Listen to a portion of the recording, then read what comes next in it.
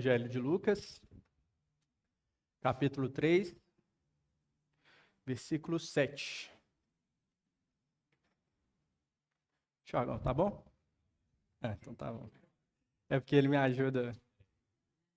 Aí, obrigado, meu querido. Então, Evangelho de Lucas, capítulo 3, versículo 7. Nós vamos ler até o versículo 18. Diz assim o texto: João dizia às multidões que saíam para ser batizadas: Raça de víboras, quem deu a entender que vocês podem fugir da ira vindoura? Produzam frutos dignos de arrependimento. E não comecem a dizer uns aos outros: temos por pai Abraão. Porque eu afirmo a vocês que Deus pode fazer com que destas pedras surjam filhos a Abraão.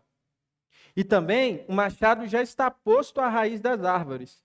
Portanto, toda árvore que não produz bom fruto é cortada e lançada ao fogo. Então as multidões perguntaram a João: o que é que devemos fazer? Ele respondeu: quem tiver 2 túnicas, reparta com quem não tem. E quem tiver comida, faça o mesmo. Também alguns publicanos chegaram para ser batizados e perguntaram a João: Mestre, o que devemos fazer? Ele respondeu: não cobrem mais do que o estipulado. Também soldados lhe perguntaram: e nós, o que devemos fazer? E ele lhes disse: não sejam prepotentes, não façam denúncias falsas e contentem-se com o salário que vocês recebem. Estando o povo na expectativa, e pensando todos em seu íntimo a respeito de João, por acaso ele não seria o próprio Cristo, João tratou de explicar a todos: eu, na verdade, batizo vocês com água, mas vem aquele que é mais poderoso do que eu, do qual não sou digno de desamarrar as correias das suas sandálias. Ele os batizará com o Espírito Santo e com fogo. Ele tem a pá em suas mãos para limpar a sua eira e recolher o trigo no seu celeiro. Porém, queimará a palha num fogo que nunca se apaga. E assim, com muitas outras exortações, João anunciava o evangelho ao povo. Oremos, meus irmãos. Pai amado, Pai bendito, Deus onipotente, todo-poderoso, o Senhor que tem poder para salvar, o Senhor que converte corações, o Deus que transforma as nossas vidas. Ao Senhor nós oramos nessa manhã, Pai, pedindo que o Senhor fale conosco mais uma vez. Que nessa manhã a Tua voz seja ouvida, Pai, e que os nossos corações possam receber a Tua palavra. Pai, que aquele coração duro que ainda não se rendeu ao Senhor, Pai, nessa manhã possa se render a Ti, Deus. E, Pai, aqueles que estão fracos, que estão cedendo a tentações, que eles possam ser fortalecidos nessa manhã, Pai. Que a nossa esperança no Teu Evangelho possa ser renovada nessa manhã. E que nós possamos sair daqui, Pai, como pessoas que produzem frutos, que são vistos por todos. Assim eu oro ao Senhor, Pai, te pedindo também que eu não seja um empecilho, mas que o Senhor me use como instrumento para comunicar aquilo que o Senhor deseja para a Tua igreja. É o que eu oro ao Senhor no nome do Seu Filho Jesus. Amém. Então veja, 3º domingo do Advento. Advento é essa estação onde nós estamos na expectativa da chegada, da vinda do Messias. E nessa estação nós olhamos para o passado, olhamos para as Escrituras e... Com licença, gente.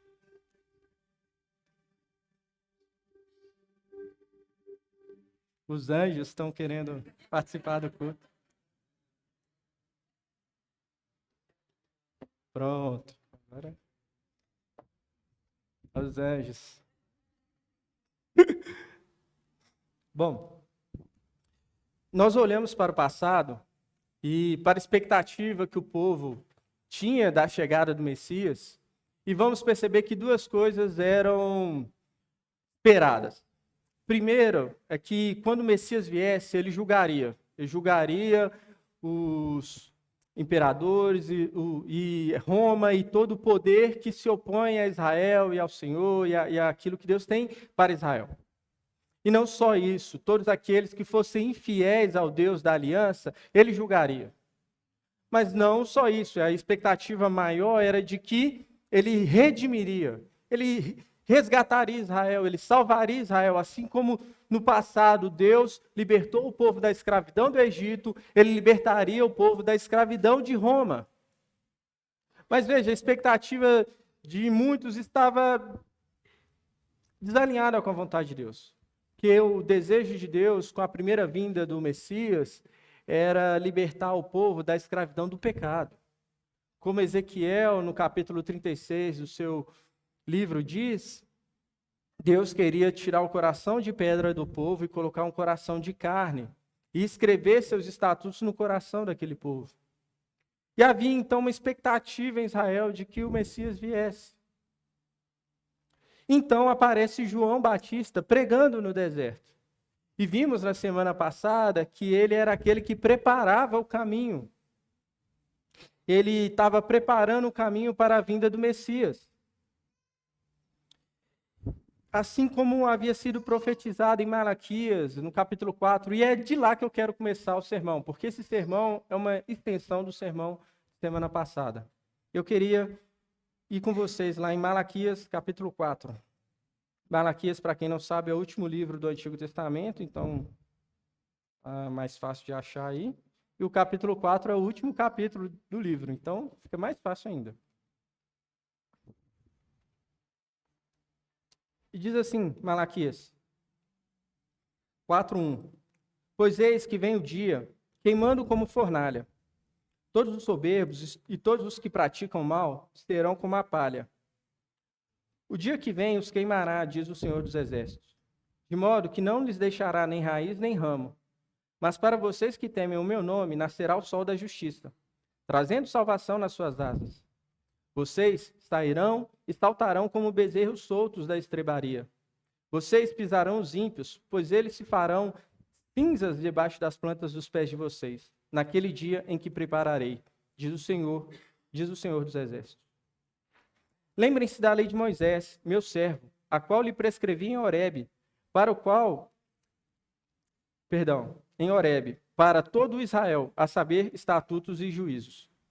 Eis que eu lhes enviarei o profeta Elias, antes que venha o grande e terrível dia do Senhor. Ele converterá o coração dos pais aos filhos e o coração dos filhos aos seus pais, para que eu não venha e castigue a terra com maldição. E eu não vou gastar muito tempo expondo esse texto, porque o Tiago, na semana passada, já tratou desse texto. O que eu gostaria de chamar a atenção para vocês é que João parece estar consciente do papel e da mensagem que ele tem a anunciar. De um certo lado, de um certo aspecto, João sabe que a mensagem que ele tem em suas mãos é uma mensagem de juízo. Juízo para todo aquele que não crê nela, para todo aquele que rejeitar a mensagem de João. Mas ela também é uma mensagem de salvação. Para quem? Para aqueles que crerem nessa mensagem. Para aqueles que a receberem, a acolherem no seu coração e acatarem, então, as orientações que João tinha a passar para eles. E veja, João, então, começa o seu sermão, e Lucas aqui enfatiza, né, que ele dizia às multidões que eles eram como raça de víboras. Eram como pessoas que não fossem confiáveis. E ele diz, olha, quem deu a entender que vocês podem fugir da ira vindoura. E aqui está um aspecto da pregação de João Batista que a gente deve manter e guardar sempre quando for anunciar o evangelho às pessoas. É que junto da boa mensagem, da boa notícia de que em Jesus fomos salvos, há uma má notícia. A má notícia é de que nós estamos em inimizade com Deus. E se nós não nos arrependermos dos nossos pecados, Ele vai exercer a sua ira sobre nós. Ele vai exercer sua ira sobre nós. E não há como fugir da ira do Senhor. Quando ele se apresenta a Moisés no monte, ele diz que ele não terá por inocente o culpado. Deus vai executar o seu juízo. Mas veja, talvez ali, enquanto Moisés pregava, existiam pelo menos 2 grupos de pessoas: a multidão e os escribas e fariseus. Muito provavelmente, quando João está com esse discurso mais severo, ele está na presença dos escribas e dos fariseus, que diziam ao povo: olha, isso que João está ensinando a vocês, de que vocês devem se arrepender dos seus pecados e se batizar com água, isso é errado, isso é balela, isso é só para os gentios. Nós, israelitas, nós somos descendentes de Abraão, nós não precisamos disso. Nós não precisamos dessa coisa. Afinal de contas, nós estamos bem diante de Deus. E veja se não é essa a postura que muitas pessoas hoje em dia adotam. Elas acreditam que elas, por serem uma boa pessoa, estão em boa condição diante de Deus. E a mensagem de João é uma mensagem que mostra que, independente da sua condição étnica, que era o caso deles aqui, que tentavam se assegurar pelo fato de serem descendentes de Abraão, seja a sua posição social, seja qual for o padrão que você use para distinguir quem está bem ou mal diante de Deus, ele diz: olha, isso aí não tem valor nenhum diante de Deus. O fato é que todos são objetos da ira de Deus. Se não se arrependerem dos seus pecados, serão condenados. Passarão pelo juízo. E aí, ele vai dizer: olha, produzam frutos dignos de arrependimento. E continuar, ele vai falar: e não comecem a dizer uns aos outros: temos por pai Abraão. Porque eu afirmo a vocês que Deus pode fazer que destas pedras surjam filhos a Abraão. E também o machado já está posto à raiz das árvores. Portanto, toda árvore que não produz bom fruto é cortada e lançada ao fogo. O que João está querendo dizer aqui? Que, olha, é necessário se arrepender dos seus pecados, mas deve se arrepender de tal modo que o seu modo de viver seja completamente transformado. Que aquilo que você faz seja completamente diferente daquilo que você fazia antigamente. Que a sua ética, que o seu padrão de comportamento seja notoriamente diferente do que era no passado. Em outras palavras, se você vivia de tal modo, você vai passar a viver de um modo diferente. E aqui é que está o grande ponto do sermão que eu quero desenvolver com vocês. Como é a vida que aguarda a vinda do Messias? Como é a vida que aguarda o juízo divino? O que é esperado de um cristão que aguarda que Jesus venha, que o Messias venha? Bom, segundo esse texto, a vida que aguarda a vinda do Messias é uma vida que chama as pessoas a produzir frutos dignos de arrependimento, que lembra ao mundo quem é que tem poder para salvar e para julgar o mundo e condenar o mundo. E também é uma vida que exorta as pessoas enquanto anuncia o Evangelho. Então vejam, a vida que chama as pessoas a produzir frutos dignos de arrependimento. João aqui convocou, está chamando todos a se arrependerem dos seus pecados, abandonarem os seus pecados. E ele começa a sua pregação com a má notícia, dizendo que Deus está irado e ele vai julgar o mundo, o machado já está posto. E veja, por que eu li com vocês Malaquias 4 no início desse sermão? Porque em Malaquias, o profeta está dizendo que Deus está pronto para matar aquela árvore, para queimar suas raízes. E João usa esse mesmo linguajar para dizer, Deus é como um lenhador que está pronto a derrubar essa árvore para queimar suas raízes. Ele está pronto para julgar o mundo. E a vinda de Jesus é esse julgamento final de Deus. A sua primeira vinda já foi Deus anunciando seu julgamento para o mundo, dando redenção para aqueles que creem, mas já condenando aqueles que não creem. João 3,16. Porque Deus amou o mundo de tal maneira que deu seu Filho unigênito para que todo aquele que crê não pereça, mas tenha a vida eterna. Mas o texto continua. Porque quem não crê já está condenado.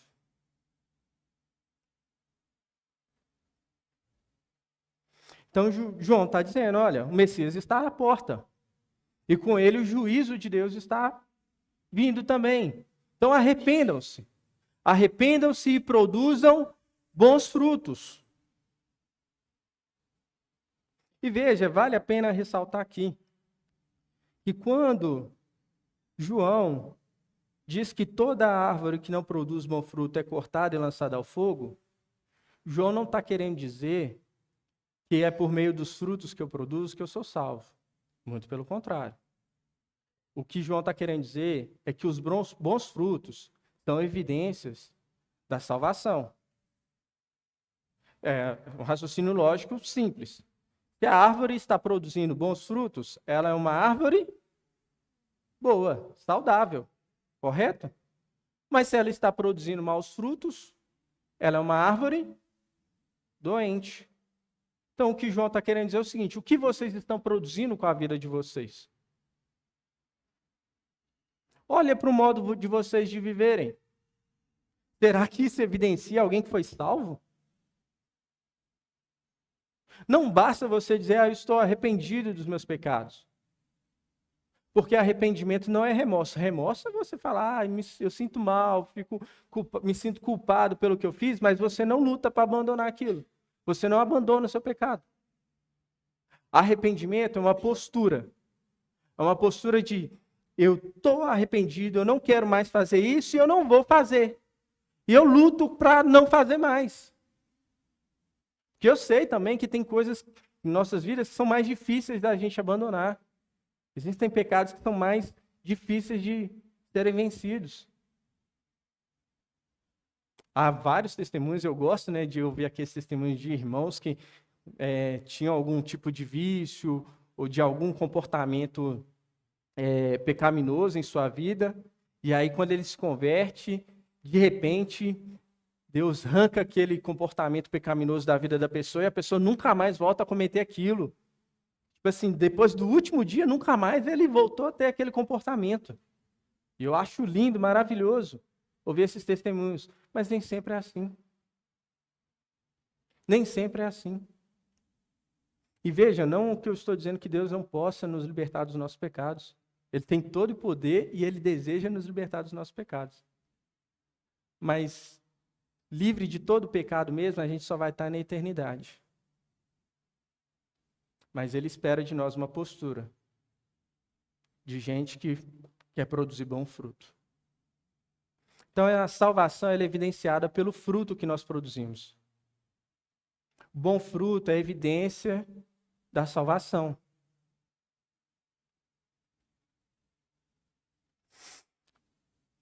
E as multidões entenderam. Elas entenderam a urgência da pregação de João e entenderam também que eles tinham que produzir bons frutos, que eles tinham que mudar a ética deles, o jeito deles de levar a vida.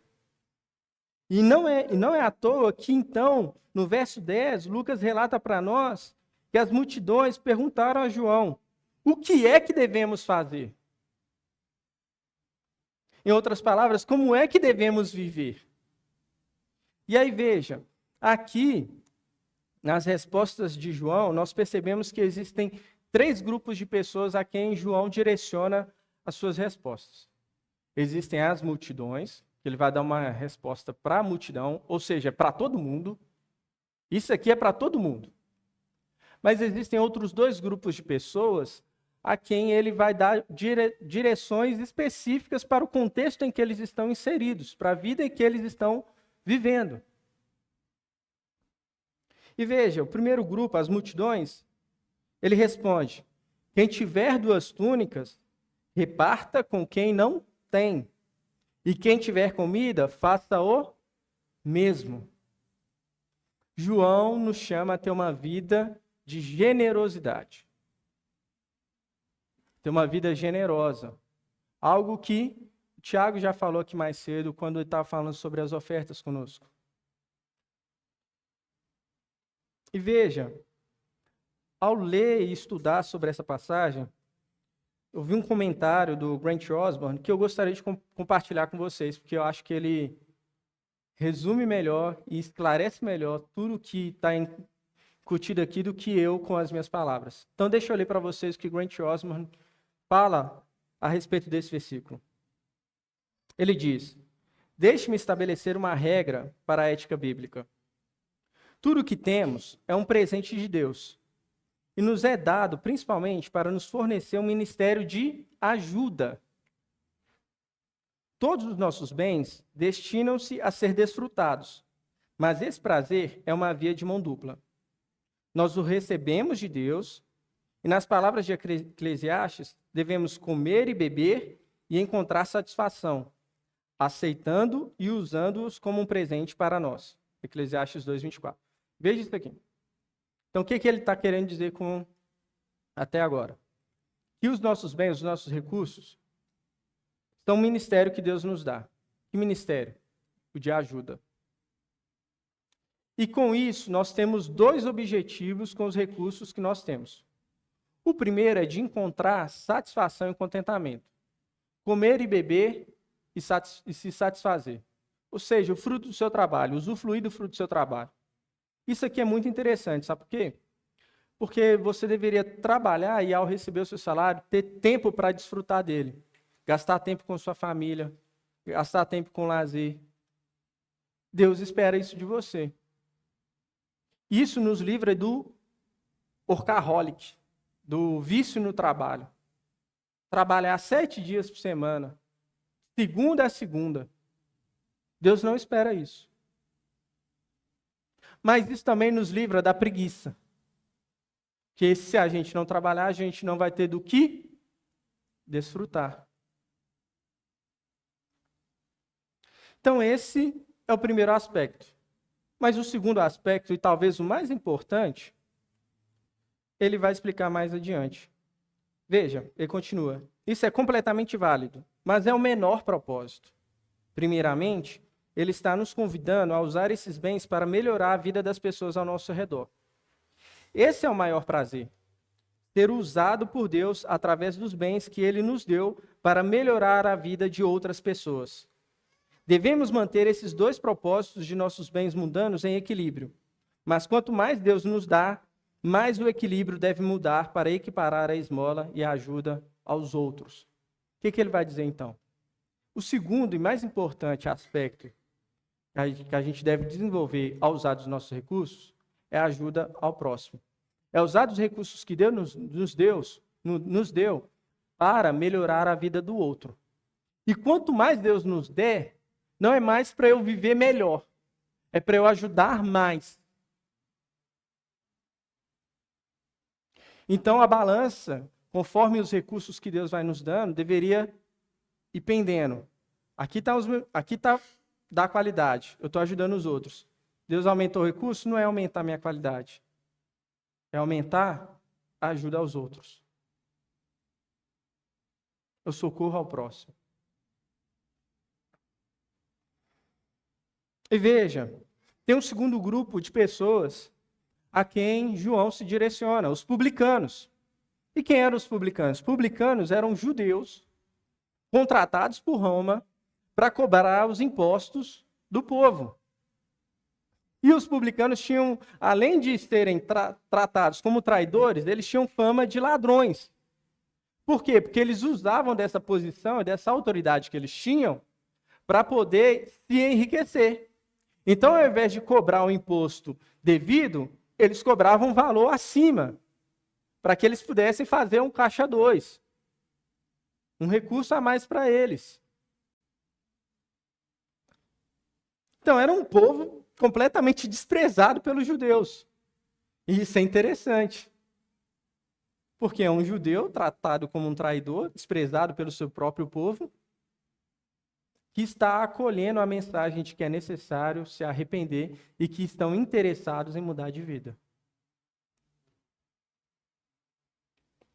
E a eles, o texto vai dizer, verso 12, também alguns publicanos chegaram para ser batizados e perguntaram a João: Mestre, o que devemos fazer? Ele respondeu: não cobrem mais do que o estipulado. O que João está querendo dizer ali? Para eles serem honestos e justos ao exercerem a sua função. E veja, quem ocupa lugar de poder, de influência, de autoridade, é muito tentado a usar dessas coisas em benefício próprio, para se enriquecer. E com isso, acaba promovendo injustiça. Veja, é só a gente olhar para o histórico político do nosso país. As pessoas entram na política, de repente, o cara que tinha um bem de 40 mil se torna um milionário da noite por dia. A gente não sabe de onde vem esse recurso, não sabe. De repente, os parentes também têm casas no valor de milhões. Um funcionário que ganha 3 mil por mês tem um sítio. Mas veja, isso não está longe de nós, não. Quantos pastores usam suas igrejas para enriquecimento pessoal? Para o bem próprio. Fazem do povo de Deus uma franquia para enriquecer. A gente está vendo aí a briga de uma família pelo nome de uma igreja, pela placa de uma igreja. E o reino? E as pessoas?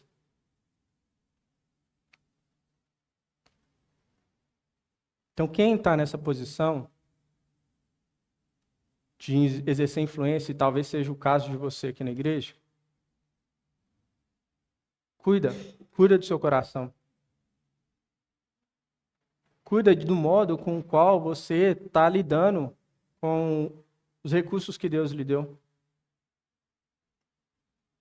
Está sendo honesto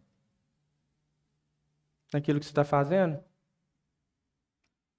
Está promovendo justiça ou a injustiça? E aí aparece um terceiro grupo. Esse é mais complicado ainda. São dos soldados romanos.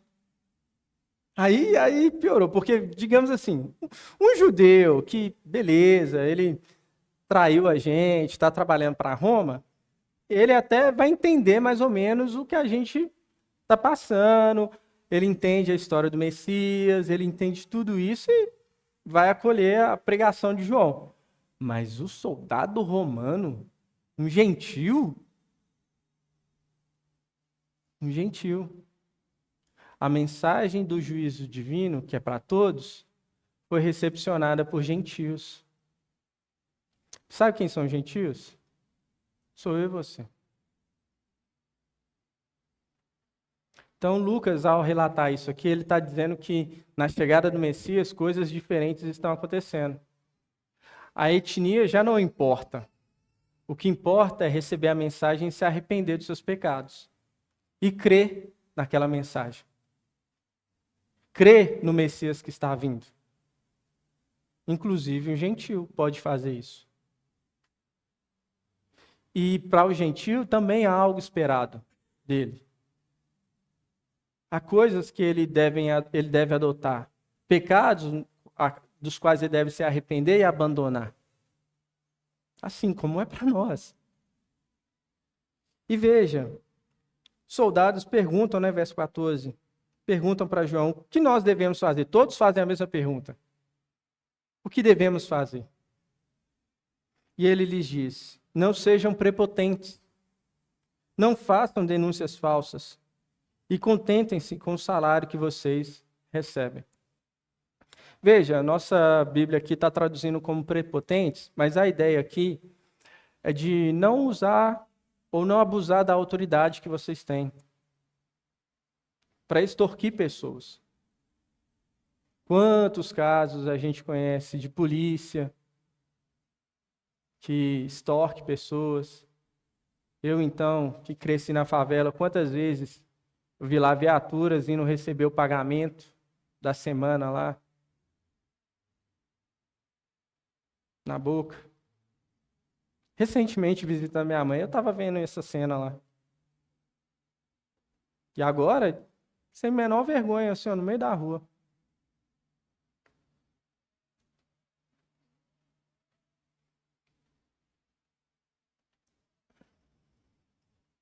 Não façam denúncias falsas. Veja, soldados romanos, para extorquir as pessoas, faziam denúncias falsas.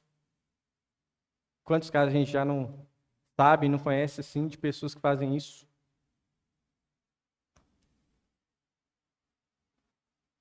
E contentem-se com o salário que vocês recebem. Alguns comentaristas vão dizer que eles faziam isso porque o salário deles era baixo.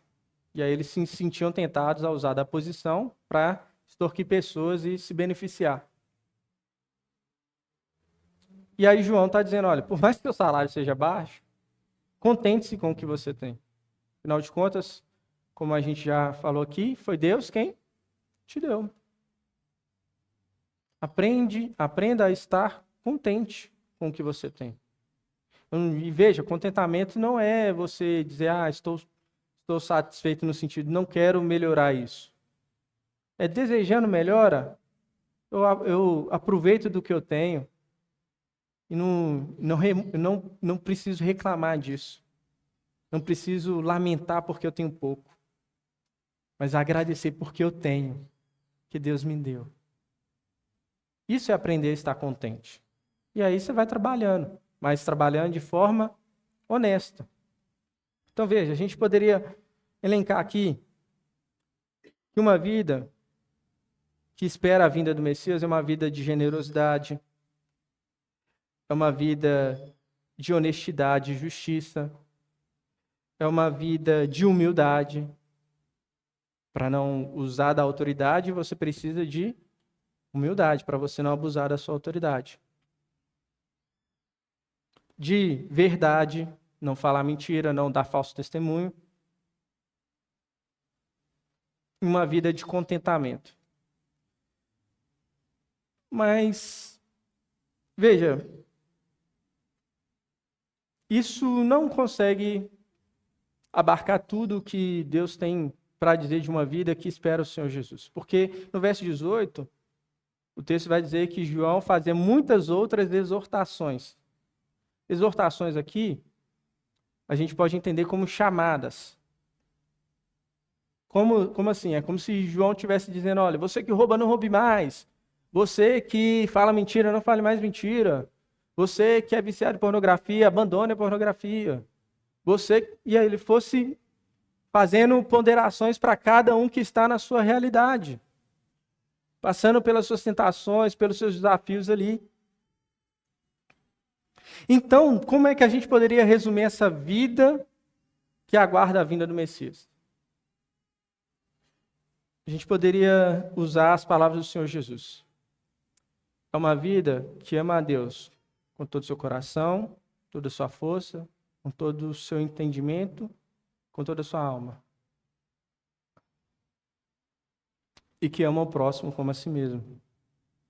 Porque cumprindo esses 2 mandamentos, você cumpre toda a lei. É o que o Senhor Jesus ensina, não é?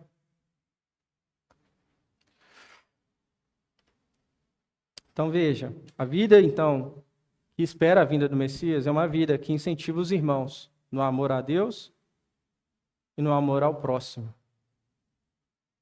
Mas também que lembra que quem tem poder para salvar não somos nós.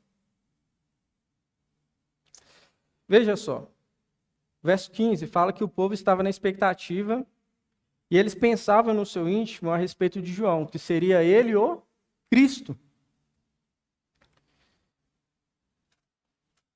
E nós temos que nos lembrar que, ao caminhar pelo mundo, convocando, incentivando as pessoas a amarem a Deus e ao próximo, nós temos que saber que quem produz isso na vida do outro não sou eu. É o próprio Senhor Jesus, é o próprio Deus. É Deus quem tem poder para salvar e para condenar as pessoas, como nós cantamos aqui hoje. Cristo tem poder para salvar. É Ele quem tem poder para salvar. E o povo aguardava, um Salvador. Eles tinham a expectativa da vinda do Messias. E veja, por vezes, a gente encontra pessoas desesperadas, aflitas aí na vida, e que, por saber que nós somos cristãos, ou no meu caso, por saber que sou pastor e tal, eles acham, esperam que nós tenhamos uma palavra que vai resolver todos os problemas deles. Que a nossa oração vai curar eles da doença, vai libertar eles do pecado. Como se nós tivéssemos o poder de resolver a vida dessas pessoas. E não só isso. Por vezes, pessoas em função de liderança ou de aconselhamento aos irmãos podem sofrer a tentação de achar que tem a solução, de achar que dá conta de tudo. E o exemplo de João para nós é de que ele entendia e sabia quem ele era. E sabia quem é que realmente tinha poder para salvar e condenar as pessoas. E ele entendia qual era a função dele. Porque no verso 16 ele diz: eu, na verdade, batizo vocês com água, mas vem aquele que é mais poderoso do que eu, do qual não sou digno de desamarrar as correias das suas sandálias, e ele os batizará com o Espírito Santo e com fogo. Veja, João ele entendia que as obras dele apontavam para obras maiores. Ele batizava com água, enquanto viria um outro que batizaria com o Espírito Santo e com fogo, ou no Espírito Santo e no fogo. A gente vai falar mais sobre isso mais para frente. E não só isso. E ele também apontava para uma pessoa maior, superior a ele. E assim deve ser a nossa vida aqui no mundo. Nós devemos incentivar as pessoas no amor a Deus e ao próximo, mas apontando para Cristo. A referência e o padrão não somos nós. A referência e o padrão é Cristo. É Cristo quem opera a salvação, é Ele o padrão perfeito, é Ele o modelo perfeito. O máximo que a gente pode fazer é como Paulo, naquilo que estamos imitando a Cristo, chama outros a imitar também.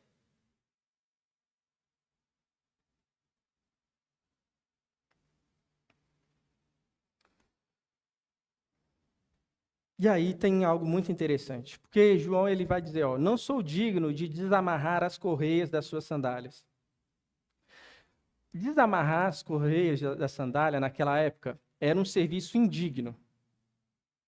Nenhum escravo fazia isso. Veja só, no tempo de Jesus, um escravo ele podia lavar os pés de um senhor. Porque veja, as pessoas saíam para as ruas, a rua empoeirada, sujavam os pés, quando entravam dentro de casa, tinham que lavar.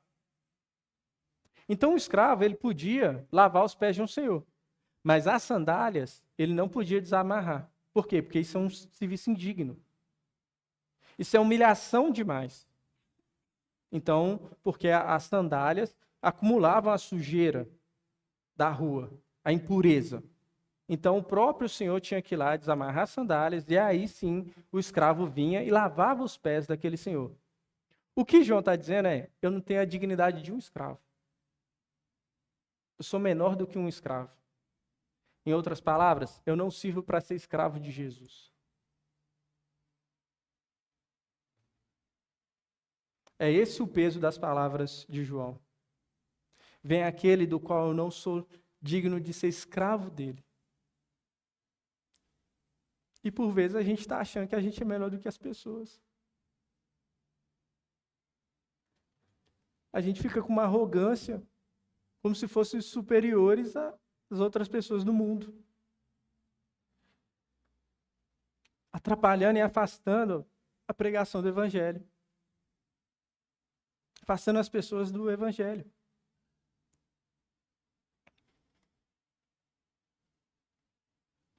Ele sabia que o que ele estava fazendo apontava para algo maior. Assim deve ser a nossa vida também.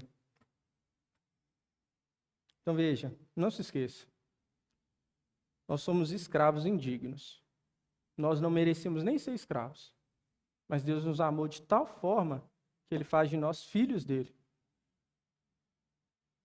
Filhos.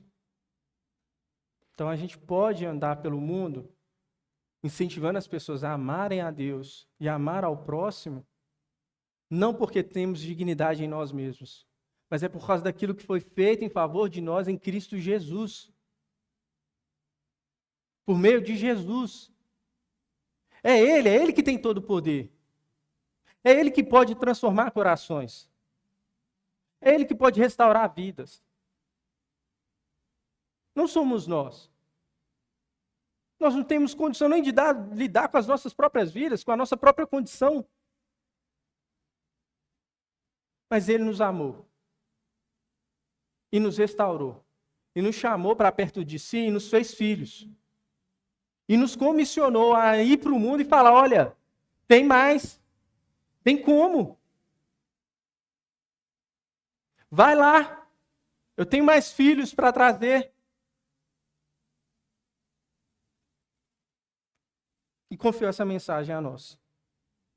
Então, quando anunciamos o Evangelho aos outros, não fazemos porque somos bons e superiores, mas fazemos porque sabemos que somos maus, mas fomos amados e perdoados em Cristo Jesus. E Ele nos santifica, Ele nos purifica. É o poder dele, é o poder daquele que nos amou e nos perdoou, que nos santifica e capacita a anunciar o Evangelho ao mundo. E veja, é Jesus quem tem poder para salvar. Verso 17 fala, Ele tem a pá em suas mãos para limpar a sua eira e colher o trigo no celeiro, porém queimará a palha no fogo que nunca se apaga.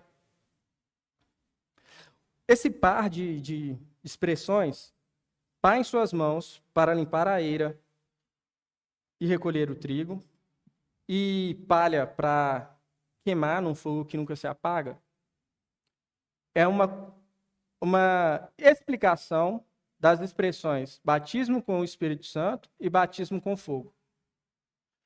Aqui para João, batismo com o Espírito Santo é como Jesus recolhendo o trigo para si e guardando no seu celeiro. Salvação. É isso que nós cremos. Todos que foram salvos são batizados no Espírito Santo. Tá bom? Se perguntarem para você o que a missão 16:18 acredita sobre batismo no Espírito Santo, que batismo no Espírito Santo é salvação. Todo que foi convertido por Jesus Cristo é batizado no Espírito Santo. E aqui nesse texto, batismo com fogo, é juízo. Fogo é o que está esperando a palha para ser queimada. Beleza? Esclarecido isso aqui? E aí, vão discutir, porque o texto poderia ser traduzido em batismo com o Espírito Santo ou no Espírito Santo, batismo com fogo ou no fogo, isso aí pouco importa para nós aqui. O que importa é saber que Jesus pode salvar e condenar pessoas. Salvar todo aquele que crê e condenar todo aquele que não crê. Porque quem não creu já está condenado. E aí vejam, o texto termina. E assim, com muitas outras exortações, João anunciava o evangelho ao povo. E aqui eu também quero encerrar o sermão. Existem muitas outras coisas que a gente poderia falar aqui. Muitas outras exortações e chamados a fazer.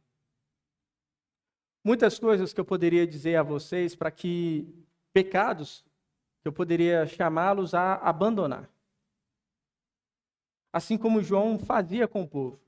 E pode ter certeza, faremos com vocês enquanto igreja, enquanto corpo de Cristo, enquanto estivermos no discipulado, faremos. Nós iremos chamá-los a abandonar os pecados. Nós faremos as exortações necessárias. Mas veja, ao fazer essas exortações, precisamos anunciar o Evangelho.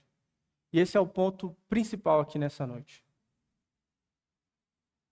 Tem uma pessoa que eu tenho acompanhado, e eu vinha tentando algumas coisas com essa pessoa, até que, por fim, eu falei, cara, eu tenho que parar com essas metodologias e eu vou voltar para o Evangelho. Eu vou voltar a expor o Evangelho para essa pessoa, e aí, expondo o Evangelho para essa pessoa, eu vou pontuar cada coisa que for necessário pontuar para que ela possa crescer e amadurecer no Evangelho. Não tem alegria maior. Não tem alegria maior do que ver o Evangelho tocando os corações das pessoas. Conscientizando elas de que é preciso abandonar os seus pecados e mudar de vida. Você quer ver pessoas produzindo bons frutos? Anuncie o Evangelho. Pregue o Evangelho. A tempo e fora de tempo, como disse Paulo. É o Evangelho que pode transformar pessoas. É o Evangelho que tem o poder de fazer com que inimigos de Deus se tornem filhos de Deus.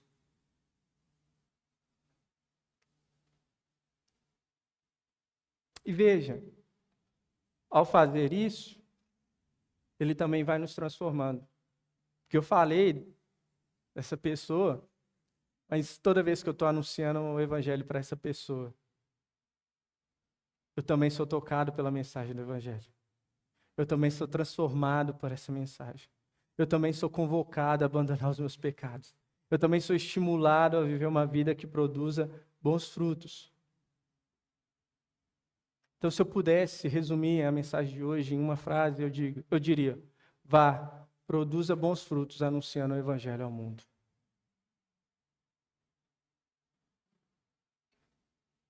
Oremos.